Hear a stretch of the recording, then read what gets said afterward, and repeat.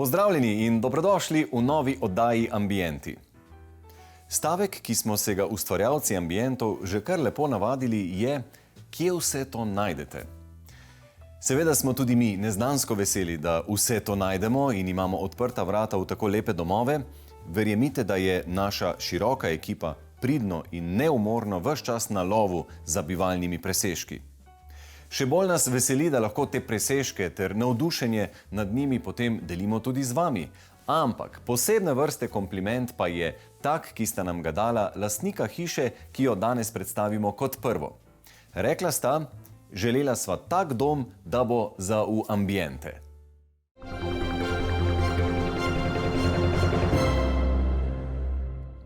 V naselju Tuncovec, vzhodno od Rogaške Slatine, si je mlada družina zasnovala dom, za katerega sta lastnika imela zelo jasno vizijo, kaj želita. Predvsem pa sta oba bila odlično opremljena z znanjem, veščinami in voljo, da večino stvari postorita sama.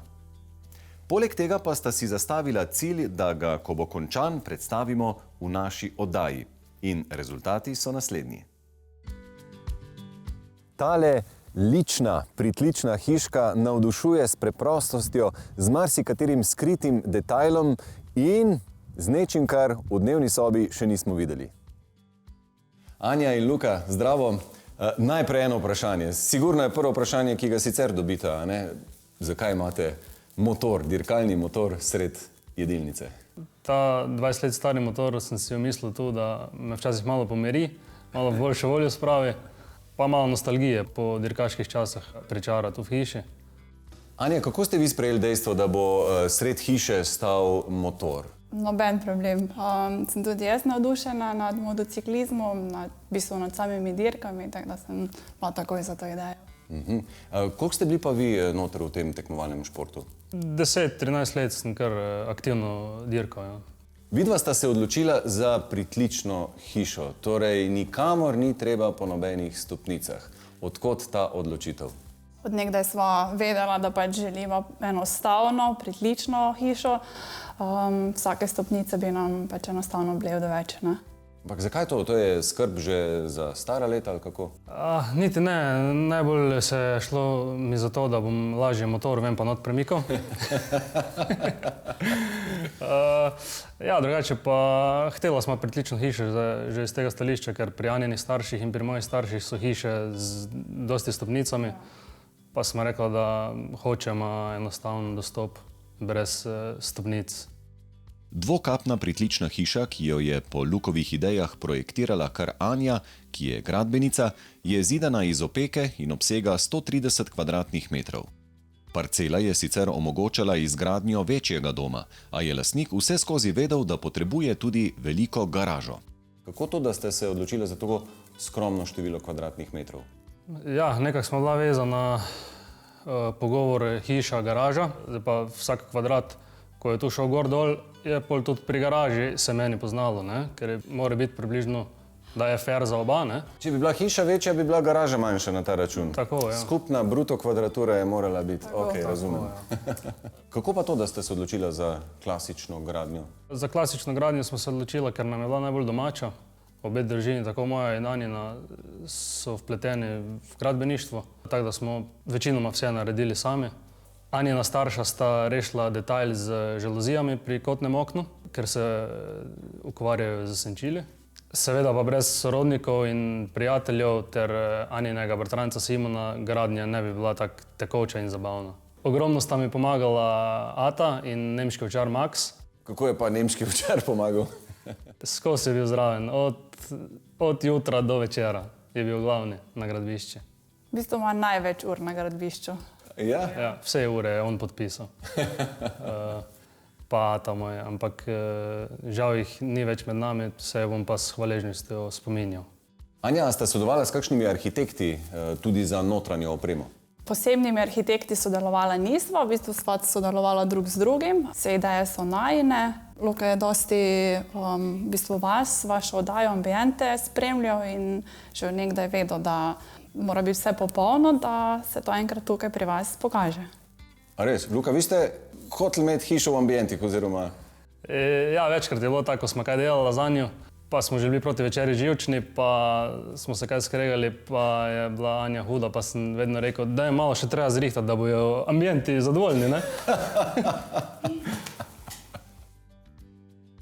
Mlada lastnika sta si za prvi skupen dom, kjer živita s sinom Markom, naložila veliko izzivov.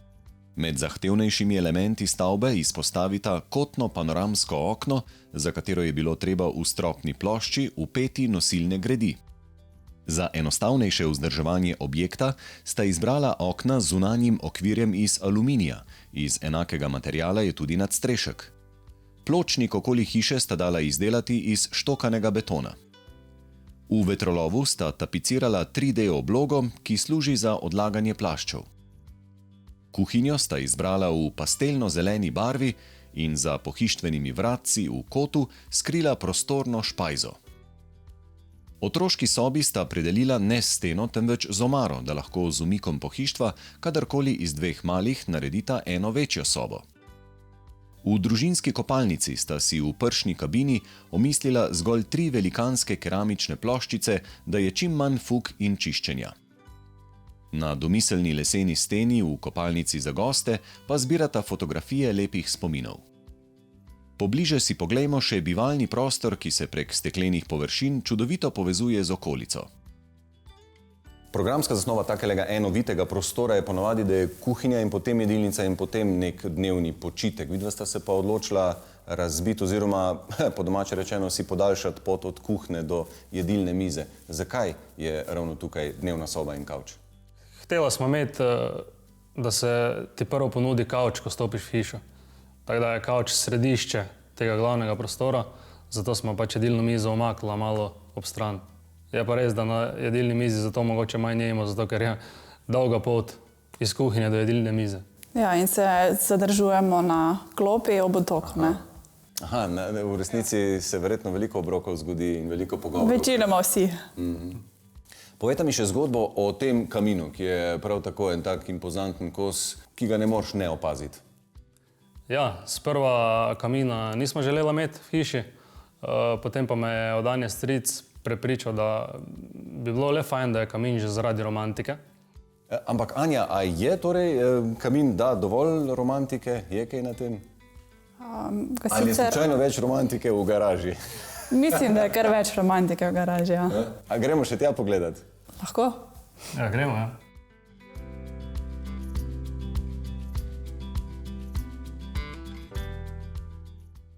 Luka, tole sem čakal, da gremo malo v moške prostore.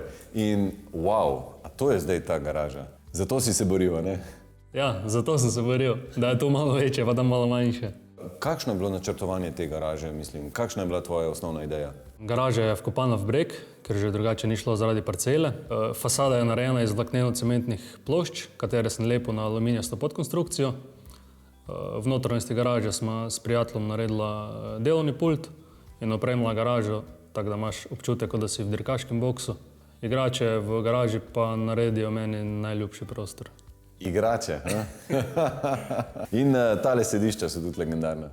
Ja, to pa, ko imaš sod za olje prazen, je najlažje, da narediš sedež z njega, ne? A je vedno v garaži tako pospravljeno, a je to zdaj samo zaradi ambientov, a v resnici to sploh ni delavnica, ampak je samo vse skupaj ena fajn kulisa, da se fajn počutimo, pa imamo občutek, da smo v garaži?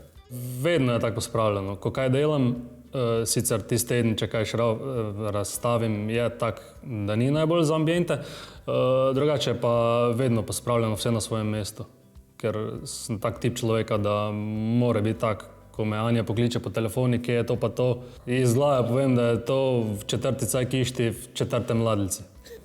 Zanimiva zgodba je pa tudi z škarfo, katera se dotika garaže.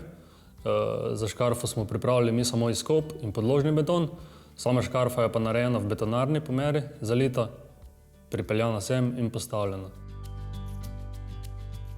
Vem, da nima čisto nobene zveze z ambienti, ampak ta stvar do stotke potegne v 4 sekundah. Na koncu lahko rečem samo, da ne vem, nimam pojma, ne znam se odločiti, a mi je ljubše tukajle v garaži ali tam v hiši.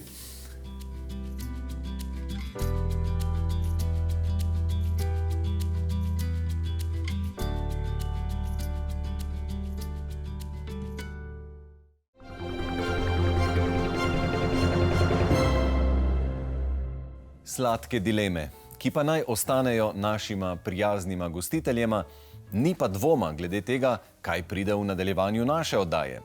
Vrstna hiša v Domžalah bo navduševala tako z interjerjem kot z vrtom. Mimogrede pa dobite še nasvet glede oljenja lesenega vrtnega pohištva.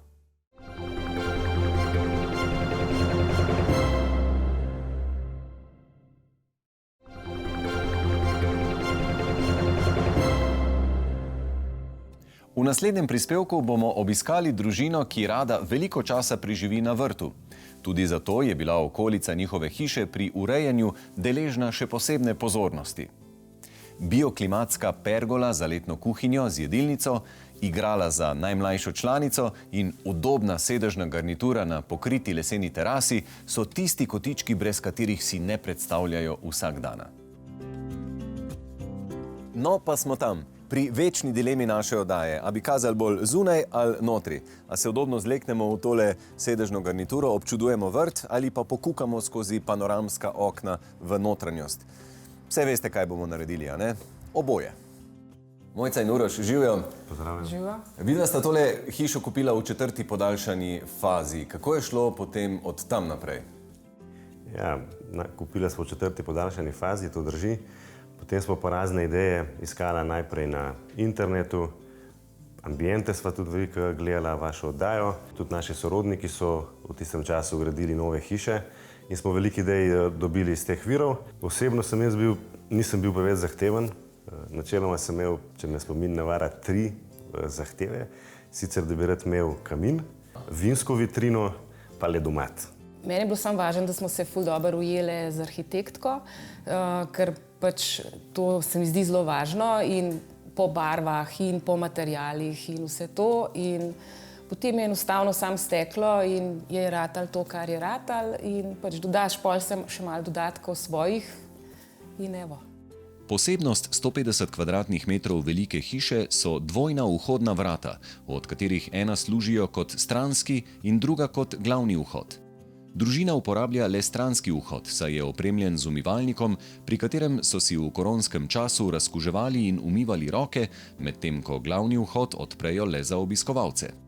Po hodniku, opremljenim z neupadljivo garderobno omaro in bolj živahnimi obešalnimi lesenimi kljukami, pridemo desno do manjše kopalnice z izvirno keramiko in naravnost do velikega bivalnega dela.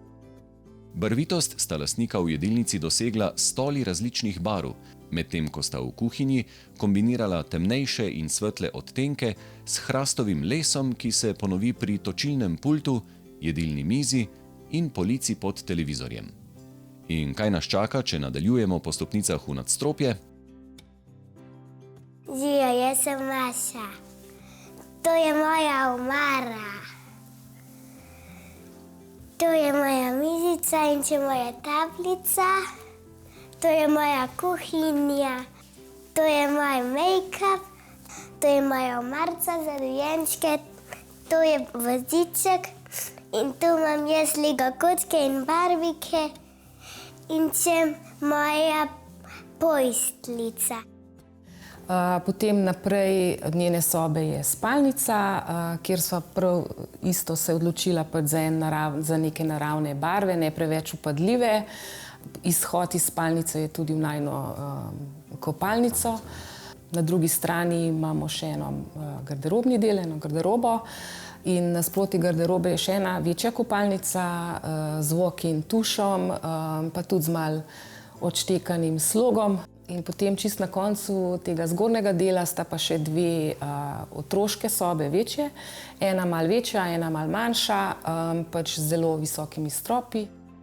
Družina je velika ljubiteljica umetnosti. Stene krasijo slike Mojčinega sorodnika iz Škofje Loke, Janeza Frlana, ki se rad podaja v abstraktni svet. Sledili pa so tudi viziji, da bi bilo čim več opreme lesene, tako v notranjosti doma kot zunaj njega. Veliko ljudi meni, da lesene sedežne garniture niso primerne za zunanje prostore. Vendar je to predsodek, o katerem smo se prepričani kar pri oblikovalcu, ki je garnituro izdelal. Gašper Repovž, eden od reuporabi ambasadorjev, spodbuja trajnost ter ponovno uporabo zavrženega ali rabljenega lesa. Ker sta si Uroš in Mojca želela naoljene garniture, se je po nasvet, s katerim oljem je to najbolje narediti, obrnil na strokovnjakinjo. Barbara, naročnik sedežne garniture želi, da so leseni dodatki zaščiteni z oljem. Kaj priporočaš?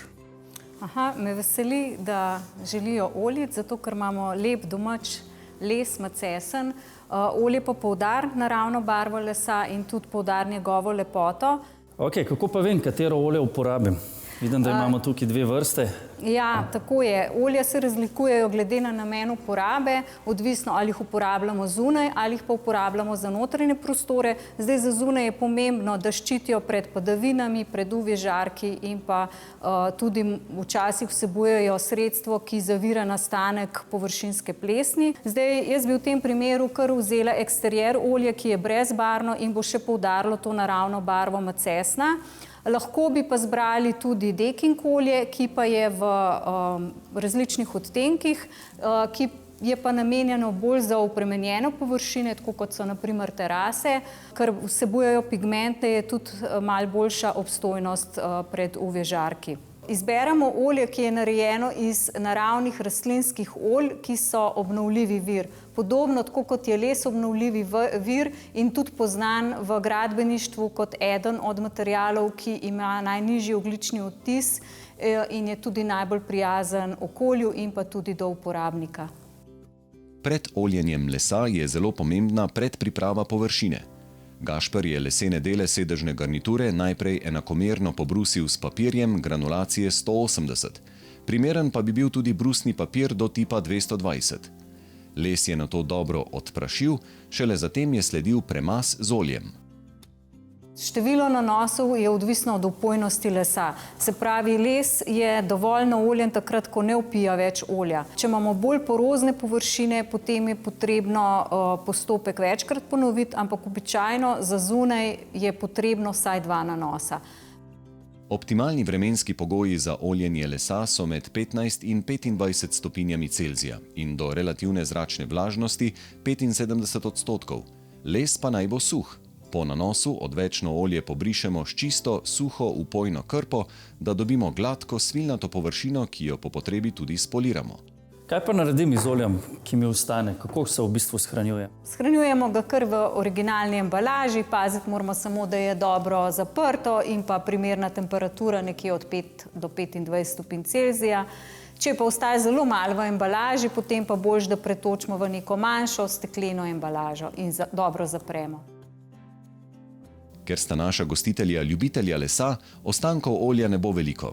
Poleg lesene sedežne garniture, ki kraljuje na terasi, bodo občasne oljne zaščite gotovo deležni dekorativni štori, visoke grede in lesena vrtna ograja. Na delu vrta, ki sta ga z dokupom kosa sosednje parcele še dodatno povečala, pa so mesto našla tudi otroška igrala in letna kuhinja z mizo za druženje.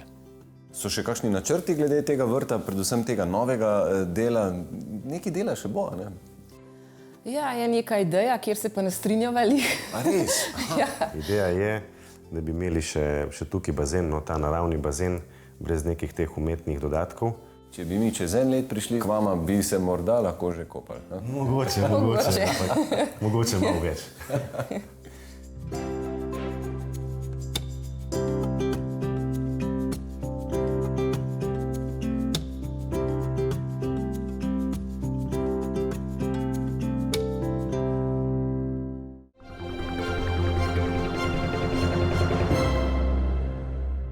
V nadaljevanju pa še vstopimo v prenovljeno stanovanje v ljubljanski stavbi, poimenovani tudi Močerat, kjer se je lastnica z novim življenjskim obdobjem odločila za korenito spremembo svojega bivalnega okolja.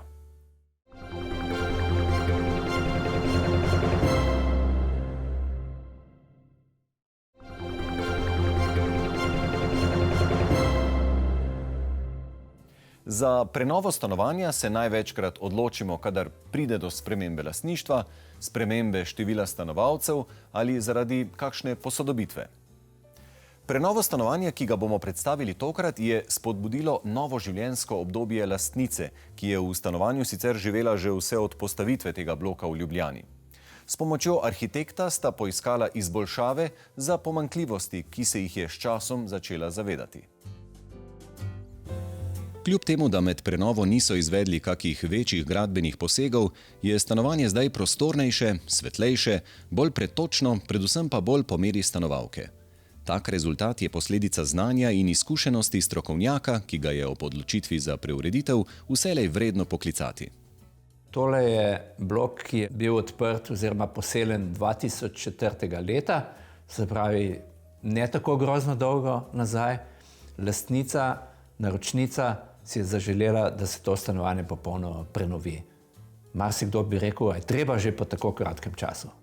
Pravzaprav z vsakim novim življenjskim obdobjem pridejo neke nove želje in enako je bilo pri lastnici tega stanovanja. Z enim novim življenjskim obdobjem je prišla želja po transformaciji tega stanovanja, ki je bilo do določene mere nefunkcionalno in je preraslo svoj čas. Verjetno je bil glavni motiv prenove stanovanja, kako prečistiti prostor, ga vizualno povečati in izboljšati samo funkcionalnost.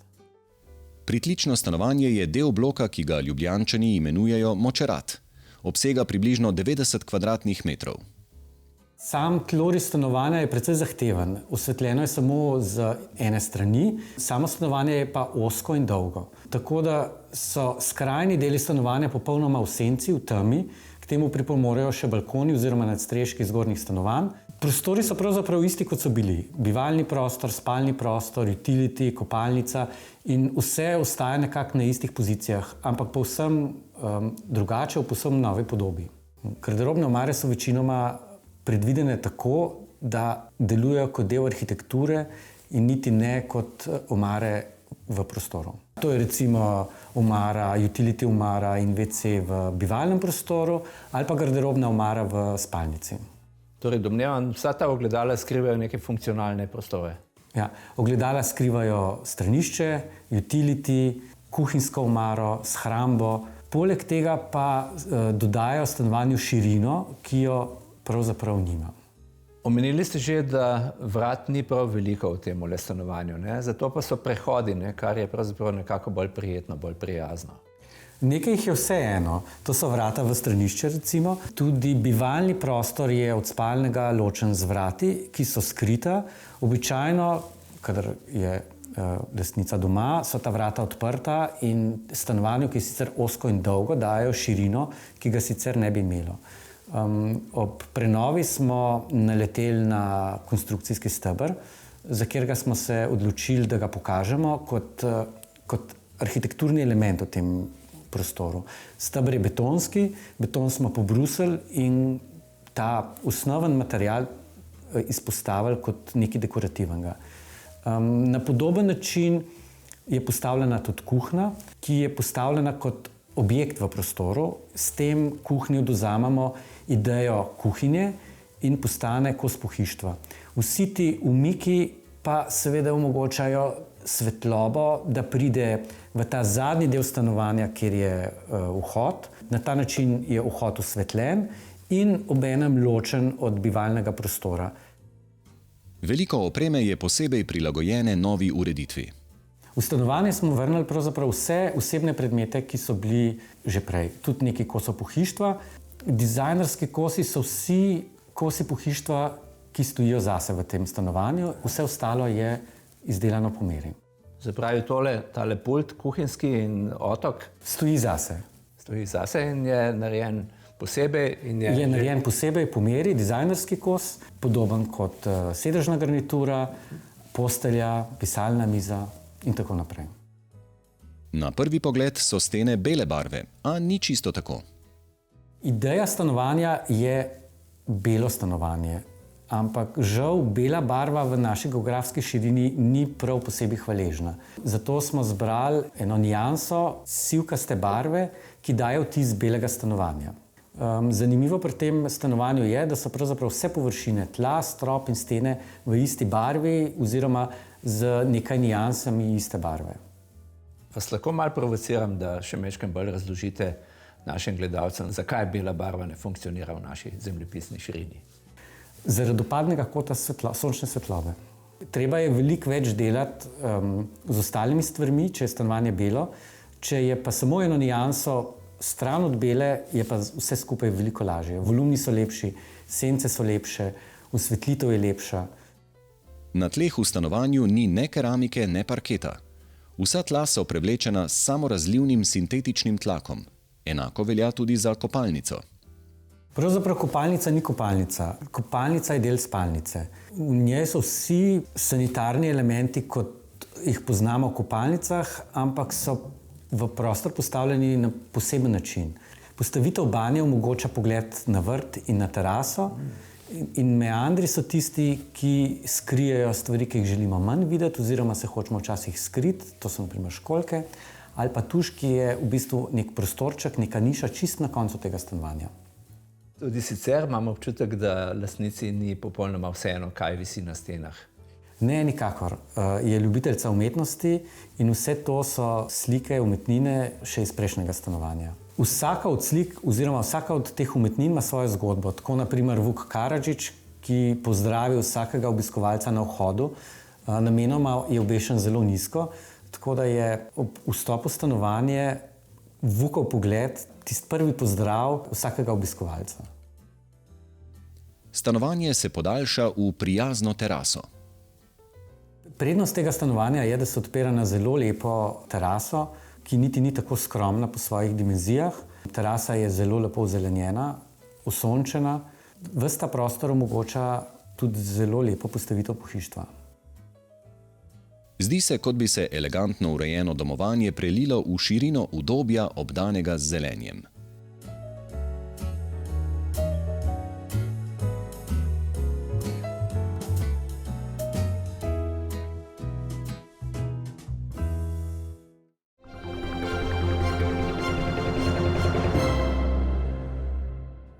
Pomlad je zdaj že nekoliko ogrela in oživila življenje okrog nas. Morda vas daljši dnevi in višje temperature bolj kličajo ven. Morda pa s tem letnim časom dobite tudi več zagona za pomladansko čiščenje, obnavljanje ali kakšno drugo spremembo v vašem domu.